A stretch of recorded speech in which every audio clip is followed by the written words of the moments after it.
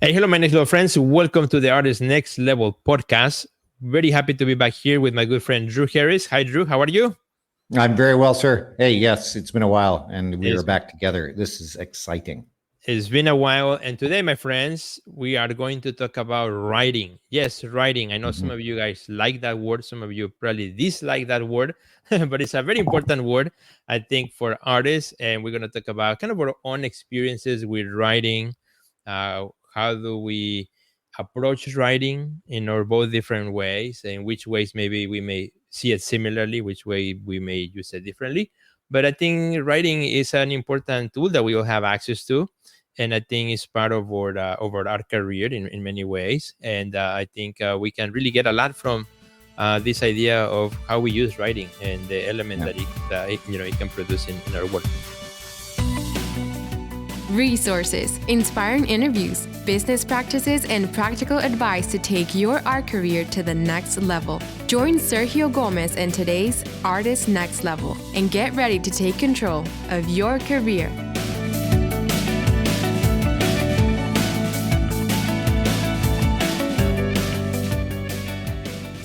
My friend, it's good to chat with you.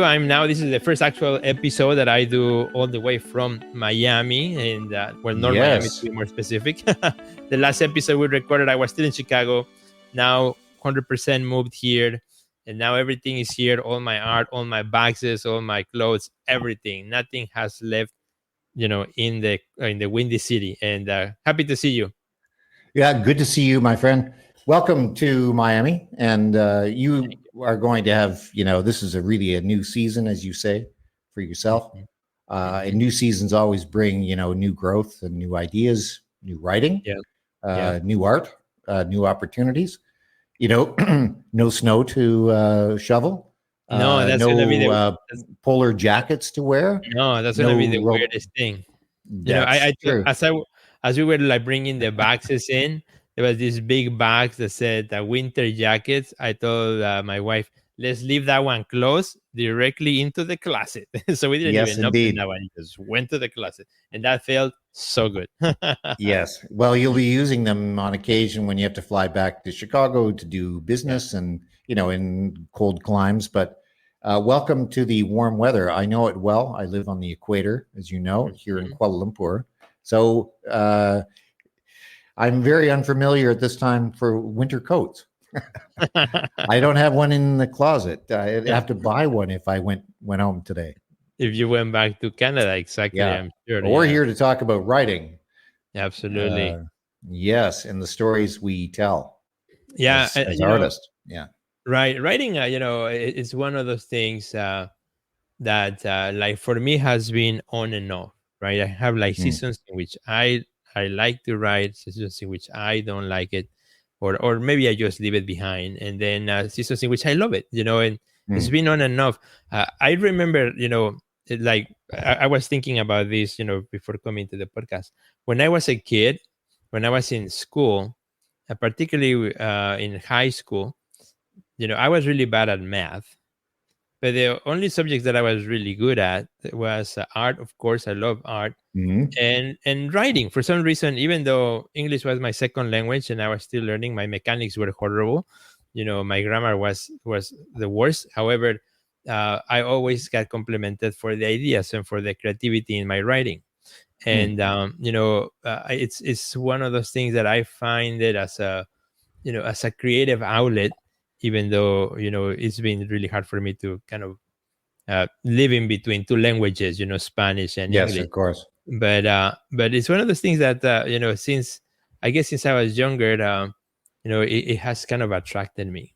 Yeah. How Yes. about you? When you were younger, did you always like to write or not, or what's your upbringing like? Yeah. Well, I actually no, I don't think I was really a writer as a kid.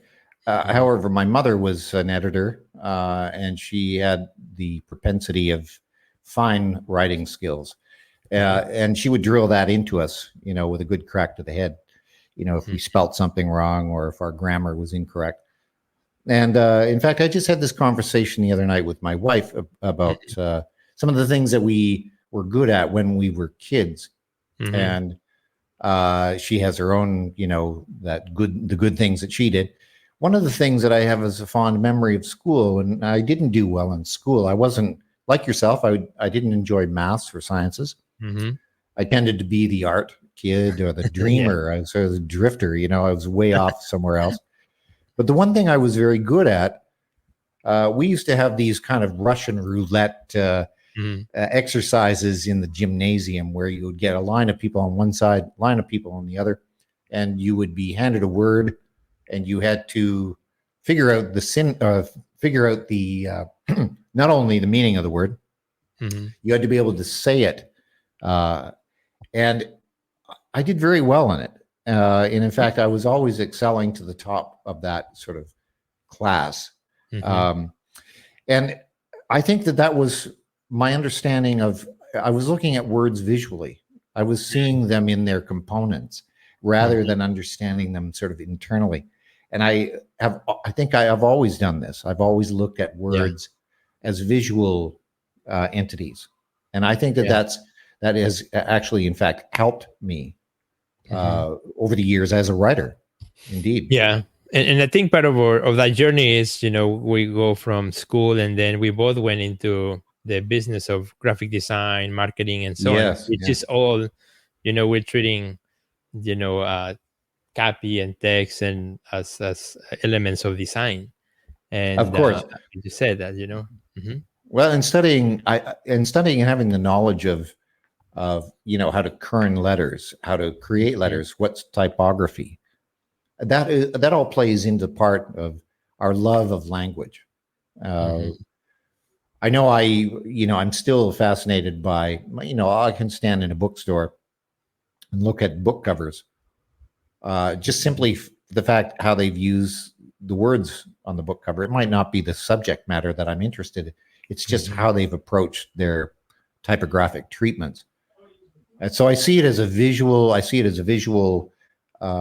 Component rather than simply a word to use to convey a message. Yeah. And I think, like yourself, we've used typography in our works for the simple love of, a certain word and how to make it much more beautiful. Yeah. I remember because of, and I think it came from, again, working in graphic design and used to working with typography and all. When I was going through my painting classes and so on at the graduate level, that's when I started to also take some of, because at the time I was doing both at the same time. I was taking classes for the graduate program, and I was working full-time as a graphic designer. So I remember that's the season when I started actually writing on my paintings themselves. So I would start, writing thoughts and ideas, and sometimes mixing English and Spanish, more about kind of like what was going on in my head. And then I would start painting over it, where you would see like some traces of, of text, but it was really hard to define or decode what it was. And I remember sometimes people ask me, so what does it say? I don't know, I cannot read it anymore, and I don't remember, because it was not meant to tell a story. It was meant as a process for me to kind of I just That's came beautiful. from work. Now I gotta switch to the painter, to the artist, and this would take you to the whole concept of journaling, but you're journaling on your paintings, right? Fantastic. Exactly. Yeah. I've seen letters. I've done letters to my mom after she passed. Things that I hadn't said to her. And so as I was painting, and she was also a visual artist and writer, so the two kind of worked well together. And there were things that, I didn't share with her while she was alive. And so they were embedded into the paintings. And really? like you, yeah.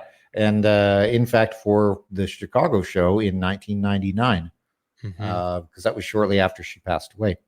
So some of the paintings had these little letters that I had written. Oh wow! Is that somebody? Is that something that you shared back then, or nobody knew about? You did. Okay. Oh no! It was the series, as I recall, was called the Disclosure series.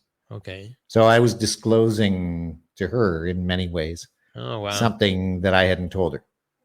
all good, mind you, Yeah. and all positive. But it was cathartic, and it was a form of journaling when, in fact, I probably wasn't using the traditional journal as Hmm. normally would do But that's today. a really, yeah, but that's a really wonderful way of, then we bring in this element of communication, through the written Yeah, word, and becomes then into the visual world, so embedded in the work of art, then it it's becomes, energy, isn't it? yeah, it's There's a amazing. certain energy that you would do in your work, uh, Hmm. thought processes, and that kind of thing, go into the visuals, and then we erase them, we eradicate them, but they're part of that process. You wouldn't Yeah. have gotten to the final painting without those words. Right. Right. Mhm. And something I was really happy to learn about you when you and I first started talking back then in 2019 or something. Um, that for your love for writing, back then you shared, that you love to write and that you were working on Mhm. a book too. And when you also started to work with us in the next level community, and your posts were always like story driven. They were very engaging. They were very like pulling a memory from something you have done or something that you have in the studio or something, and then giving it a really in the moment spin to things, and I always enjoy that part of your writing. uh I how give it you comes together. credit for that in many ways, because in 2019, Uh-huh. with Instagram and our social media, you were Yeah. the one of the first influences, I think, that said, make your posts readable. Tell a story. Yeah. And so I Hmm. began telling stories because I thought that Yeah. they were funny, and they were Hmm. relevant to the times or relevant to what I was doing. Yeah. And a lot of people, it wasn't just simply a title of the painting and the dimensions and Hmm. that kind of thing. Here's a little story of why I got to where I got. Right. And the Right. response was overwhelming, and it Yeah. still is. And the group, then, as you know, and as Hmm. what you're doing today, again, over time, now I see you writing Hmm. a lot more of your thoughts on a daily basis, which is Yeah. what you do. You post a certain piece of writing each day, Hmm. and it's a really wonderful reflection on what's been happening in the last week or 2 weeks or Hmm. in your life at the moment. Excuse me. That applies to the artists that are in the group, Hmm. and I've taken sort of a step slight back from the writing, and you're going ahead with it. So this is sort of really wonderful ebb and flow. Yeah. I'm focusing now on a book, Hmm. uh, and you're writing for the group and motivating through words. Fantastic. Yeah. Yeah. No, I think and for as much as I love to preach about making videos and making videos and making reels and all that stuff, you know, I believe that when I write a thought, it's not for the masses. It's just for the very few. So I'm okay if just a few Yes. people read from top to bottom because it's for them, right? Yes. And I don't expect a lot of people to read, and that is fine. That is okay. And I think that's when I enjoy it most because I feel like I'm, just sharing like a little something. And the way I like to approach the morning writings is very organically. I don't like to think about what I'm gonna write until the morning I get in the computer. And Wonderful. Yeah. and like like this morning, like what should I talk about? I was thinking for like 3 minutes, and like, well, let's talk about questions. So I wrote about how asking questions had made me a better artist. Because I'm not Yeah. afraid to ask questions to show my vulnerability on the things that I don't know, and Yeah. I So this challenge becomes others to do the a same. piece Mhm. of writing. It becomes a Yeah, piece of writing with a question. exactly. So those are the little things that I'm enjoying on writing, right now, at least this season in my life. But I hadn't done it for a long time because I think when I started Breakfast with Sergio a few years ago, I stopped really blogging. I used to do more blogs, and then I sort of Mm. stopped because I went like full force into live video and then more videos and reels. So I kind of pushed writing to the side, and I mean, it happened. I cannot do anything about it anymore. But But it's still there. It was still yeah, there, even though you were doing video. You were right, still using words to right, convey yeah, your message. It was just an audio rather than, exactly. literal. words on paper. But I think I missed it. I think I missed it, and maybe when I started reading more of your posts and then reading more of our other friends too who were doing sharing on our community, I'm like, I gotta get back to it. I gotta get back to it, and that's kind of like motivated me to start bringing words back into it and into my work too. I think so. One of the pieces that I did earlier this year had more writing, for example, as well.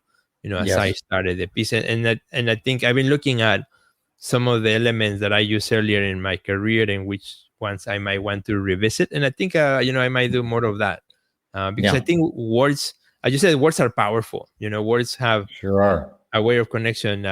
Just one word. What does one word means, and how do we interpret that word?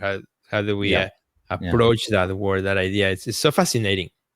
Well, I have a curious question to ask you. I mean, we are inundated every day with social media, people talking, the talking heads out there. They're just, everybody's talking, everybody's writing an opinion.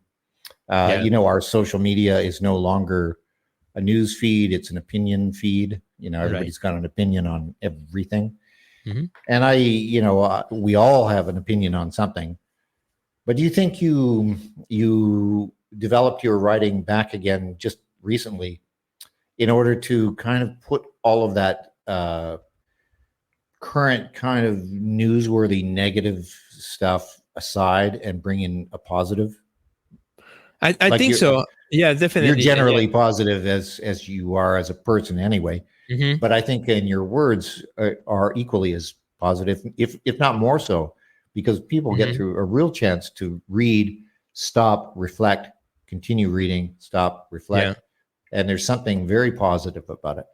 Where our social media in normal, and currently in this day and age, in this past couple of weeks, has been nothing but, opinions on bad things. And I think if you're bringing in something good, people are going to stop and bring the art of reading back again. We hope so, right? Yeah. No, I think so. And I think you and I, we talked a little bit when I was thinking about this idea of the artist on a mission, and what it meant. And that's when I asked myself the question, what is that artist on a mission for me? And that's when I started to realize, well, one of my missions has always been to spread positivity, right, to artists and to help artists. And so I realized that I can do a lot of videos, but you consume a video and it's gone, it's forgotten, and nobody's gonna go back and look at videos from a year ago in your feed. It's gone, right? But a piece of writing, I can write something today, goes on a blog, it's on a search engine. 5 years from now, somebody might land on that page and read that post. And people will. That's the beauty of this. The beauty of it. And as will you. That's what's really great about doing a daily, as it were, blog or something where you are writing every day as a practice. You will return to it. Right. I refer to myself in, when you and I met, you had mentioned I was working on this book. I still am working on that book. And it eluded me for a while because I was concerned more with the content. Was the content correct? Was it what I wanted to say? Was it helping anyone? And you have taught me something where I can just be me, and I can help someone. I can bring some positivity to our group, to the world, to our interactions and that kind of thing. So the writing sort of got stalled for a while because it was too technical. It was too, individual based, and who would be interested in it? So I had to relook at that, and I've recently just revamped this whole thing, and I am so excited. I found that magic element that I was missing. So it's good. So it takes me back into the writing, and it's so inspiring to read your post and the other members of our group. People are much more open to being open writers. Yeah, absolutely. Yeah. And when did you decided to write a book? Like, how did the idea came about? Well, I think like what you said, I think a lot of people reacted well to what I written, and I write. I'm not a trained writer. I have no Mhm. writing education really, other than standing in class doing a back and forth with my grade five. I did have an influence from a mother, of course. Uh-huh. I am also an avid reader. I'm an avid reader. I read every day, despite whether I'm tired or not, Mhm. and I make it a real habit. So I've learned some of the storytelling through what I read as in my Yeah. interested reading, and I think people reacted over the years. They've been saying, this is great stories. Why don't you write more? And of course, it's a pat in the back. It's acknowledgement. We all want to be acknowledged. And I hope I'm bringing something unique to the people that I bring my stories to. Yeah. Not everybody's going to understand them or really even care about them, but there are going to be those few that pick up on a story and have a good laugh and forget about all of the negativity that's around our world Mhm. today. And if I can do that, well, then we've won, haven't we? But was it a specific timing where you said, you know what, I'm actually gonna do it, and Oh then yeah, you said, I think it was when as an artist, mhm. I made a transition in about 2007 Okay. of course, I live here in Asia with my wife. I got married in 2006, or Mhm. met her in 2006. We got married in 2007, and we decided it was kind of like your move currently. You're moved Mhm. to another city. You have a new season. It's a new start, Mhm. and I started writing then, primarily because I had so much time on my own. I was, Okay. I was still a foreigner here living in this land. So I got to start writing, and I enjoyed it. But and I had literally hundreds of stories, but where were they going? I had no idea where they were going to go. They were just being compiled into a folder, and I would release them now and again. And that's when people started to say, "Hey, I love that story. Mhm. Tell us another one." And I'd take a snippet from something else. Uh-huh. Funny little ironies that happen in life and the things that we just maybe ignore. Yeah. Like you're writing today, you're picking up on elements that otherwise we would just bypass. Yeah. The questions today. You had a Mhm. great post. Mhm. Fantastic. If we don't ask questions, uh, we don't learn. We don't engage. Right. Right. So Yeah. No, and I'm curious, when you started writing, were you writing like in the computer only, or did you print them? Did you do it, by hand? How was your writing when you started particularly these stories? well, most of it was, of course, in my head, Okay. and then started putting it on paper. But I would lose books, and my handwriting, while it's decent, Hmm. I just got tired of these numerous notebooks. And then of course the computer. I've always had a computer kicking around. Mm. So now is a ability to be able to take my computer with me anywhere I wanted to go and just hammer out when if I was on a plane or in a Starbucks. It didn't matter.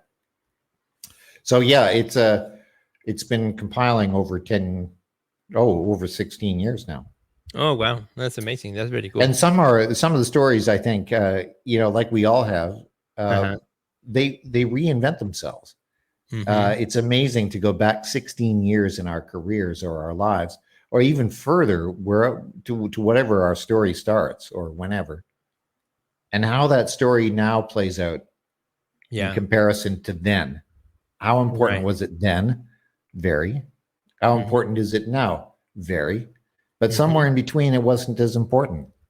So it's a really how a story keeps alive, right? Writing Right. keeps us engaged in today. Right. Yeah.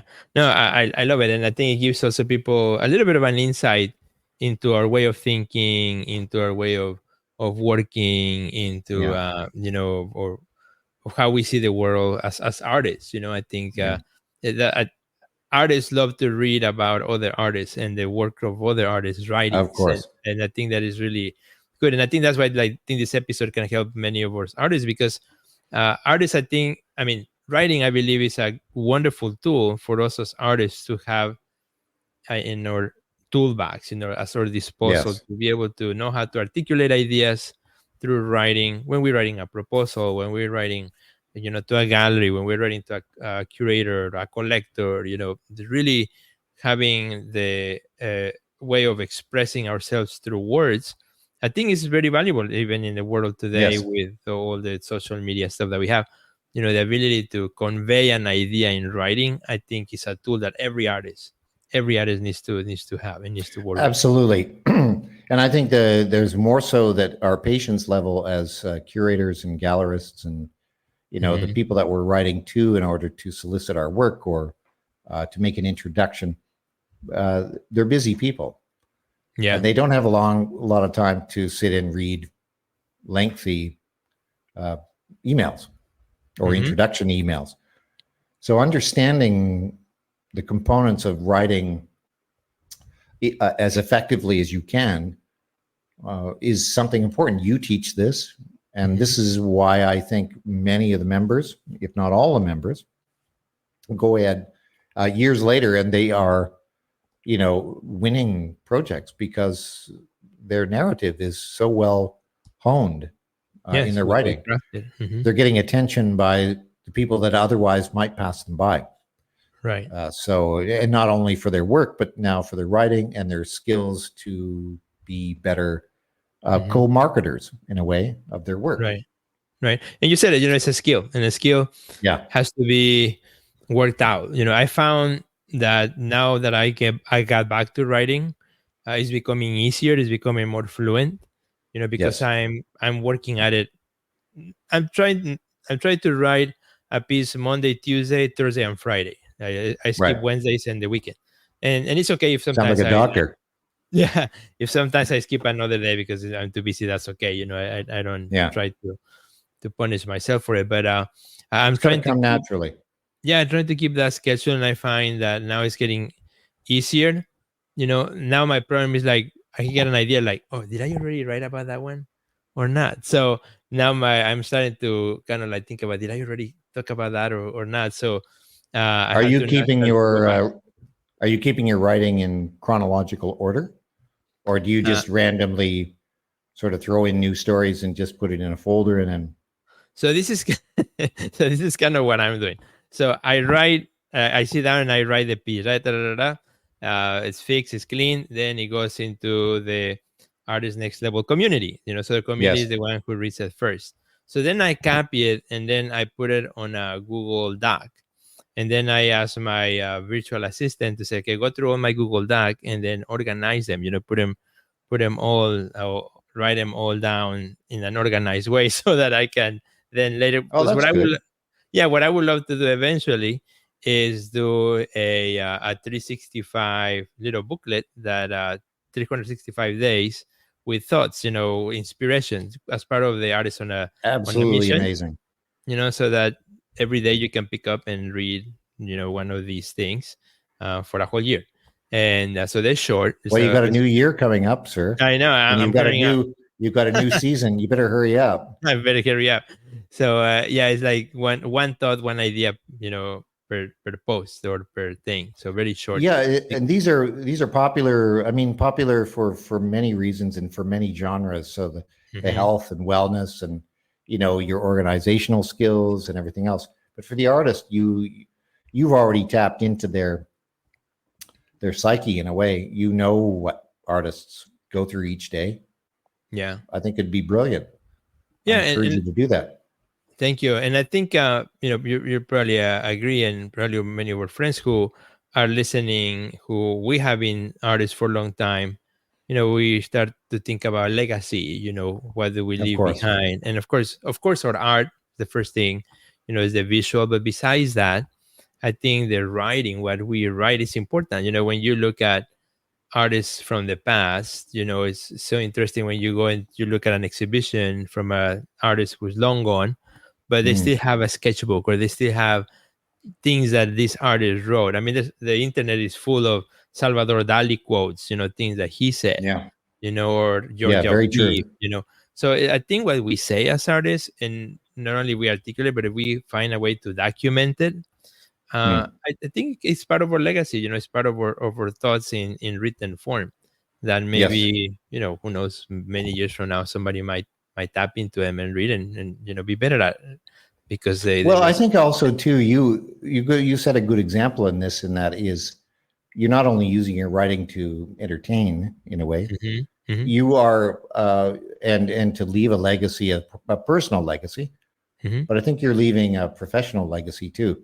You're an educator. You've Right. educated hundreds, if not thousands, of new artists, mid-career artists, senior guys like me. And there's something about that. It's a go-to. You're not only an experienced artist, you're a curator, you're a gallery owner, you're a writer, you're a businessman, you are a social media expert. I mean, this is a really well-rounded package. And for some, we'll go to your stories. For some, and your stories are great. You have a history of some great exhibitions and family things, and just stories that were maybe not even art related. They should be in there as well. Because we can all relate to that. But we can also relate to, in 2023, what were we doing on social media? Well, here's a good account.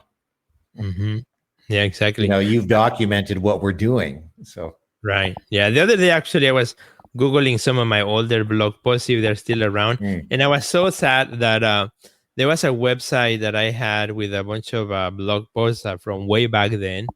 And now the website is gone and I lost a lot of them. I didn't have them. I never backed them up anywhere.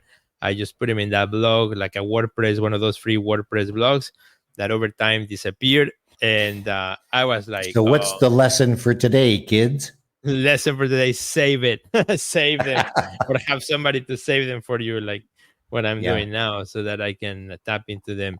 There's one I think still might be out there, one of the blog posts that was probably one of the most read blog posts I've ever had. It kind of went viral.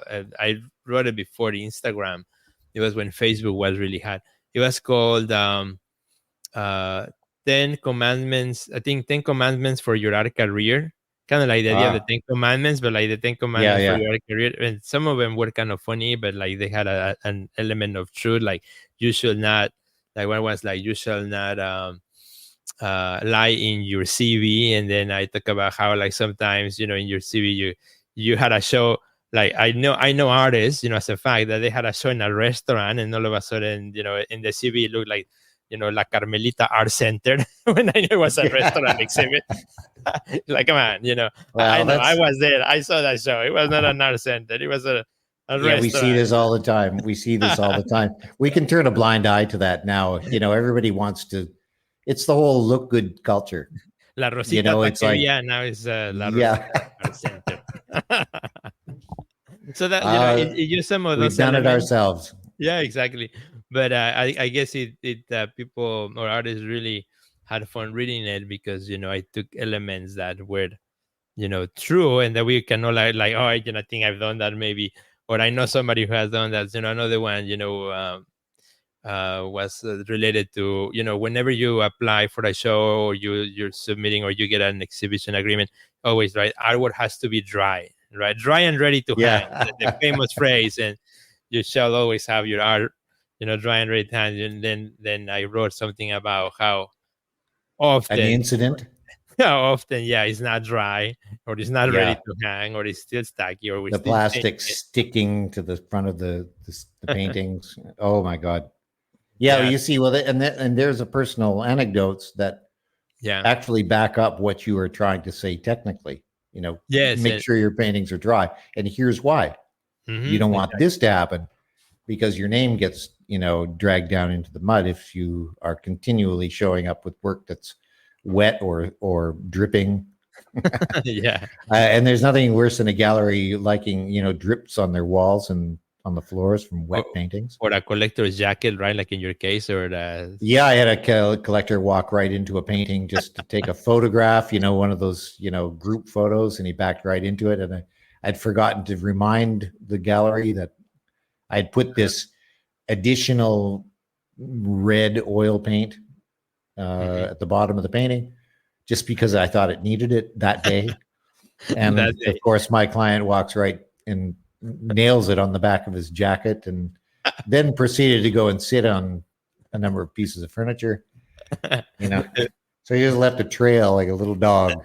Oh my goodness, that's crazy. That's funny. That's a good story. But I hope it's in the book. it's in the book. Yeah, it's in the book. But it's not a huge story, but it happens. You know, these things Yeah. happen. Incidents happen where you make what you think are wise decisions about Mhm, your work, only to find out that maybe it was the wrong decision.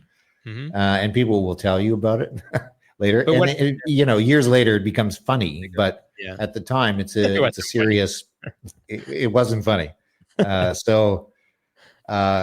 yeah, I'm really excited because I also think too, from my personal perspective, I've always encouraged people to read. I mean, Yeah. and as I say, I'm not educated in the the literature world. I'm Mhm, not a writer by force. I just love the English language, and you find certain writers or bloggers like yourself, mhm, and people on the internet today are writing some really fantastic things. But you mhm. have to do your research because everything we know is a little bit lopsided today. Right. Yeah. Stay away from all of the negative media, Mhm, because that is an opinion, and it's an opinion of qualified writers, but they are opinion makers. mhm. Find writers and artists that can write, and follow them and read them, Right. because I think they are so unbelievable. I Mhm, was again here. Good example. I went to an opening, or not a book launch for a local writer here. mhm. She's produced about 22 books, and Wow. she's also a photographer and lived in the arts world, lived in the communities, the rural communities. And she's written a book about living on top of a mountain in a little hut called the Nest, which was Mhm. originally the British brought it here or built it as a sort of the commander's post way up on a Mm. mountain. Mhm. But she and her husband stayed there for 4 years to refurbish it, to bring it back to its original condition. Oh, And they wow. were given 4 years on this hilltop. And she's written about it, and about the people that came into her life. And, this is something that would otherwise be rather insignificant Mhm. to most people. But she's brought it to life and said, this is why it's important Wow. to many people. And the response to her book has been fantastic. Mm. Wow. So, which I'll share again at some point, and Mhm, perhaps even do a little short interview with her mhm. on the benefits of writing and reading. Yeah. Uh, Yeah. yeah. Oh, I think that's great. And, I hope that with this little chat, some of our friends can get inspired. And maybe there's somebody who's listening to this and, maybe enjoys writing, but because of all the pressure of doing everything else, they have left it behind. And maybe it's a good idea to Mhm. pick it up again, and to Yeah. bring it to the forefront. If that's something that you enjoy, that's something that you feel that you're good at, Yes. then bring it back, and there will be people who will read it. There will be Yes. people who will read what you write, and that is good. It is a good thing. It may not get like the thousands of views that a video that's entertaining might get, but however, the Mm. person who reads it is spending more time with you than the person who just saw a 10-second little video and then just went and Absolutely. it's gone. They have a deeper connection with you because each word that has been written, and I think that's what's Yes. fascinating about writing. Well, and I think you identify with a voice, with Yeah. a certain writer. I can tell you only two writers that I'm really amazed by, Hmm. and I followed for years. And one is a very difficult writer to read, but if you stick to it, his work is great. David Foster Wallace, an Okay. American author, now no longer with us, Hmm. but he was an amazing writer, young man. and had a perception of the world around him that like no other. And I followed him, and even though it was difficult to read at some things, and not everything interested me in his literary compendium, but what his stories were just there were elements in there where I said, boy, I wish I had written that. And that's when you know that you've connected with a certain writer or piece of writing, and you follow them. Right. And I think now, to give you credit, Sergio, look at our group.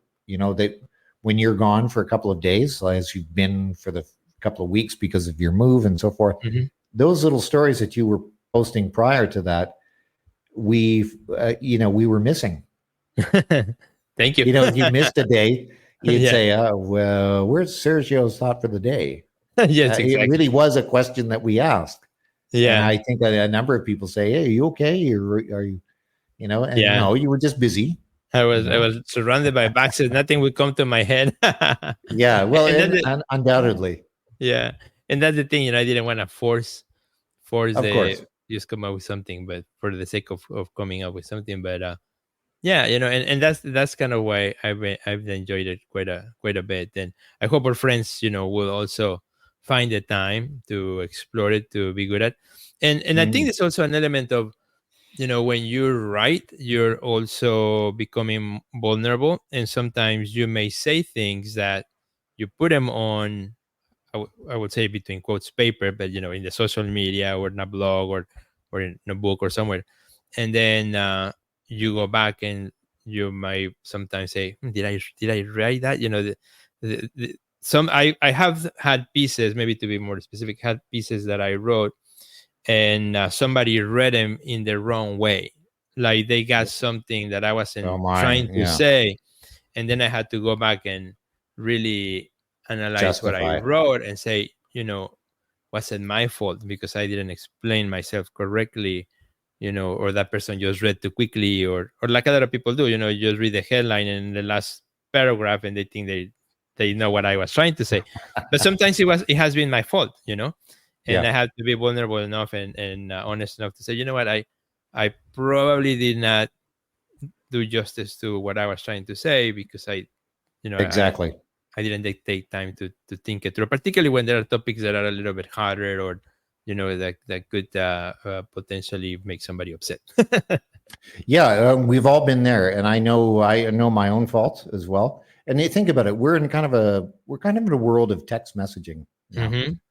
The text message can be fired out as quick as possible in all its little acronyms and all its little,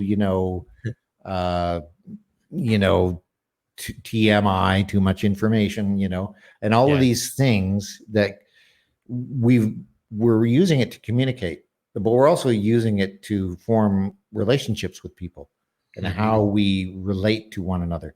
And one party on one side will expect more from the other party, and they don't give that much in their text message, for example, and the other side gets offended, and then they stop giving information, and then that side turns around and says, why aren't you communicating with me?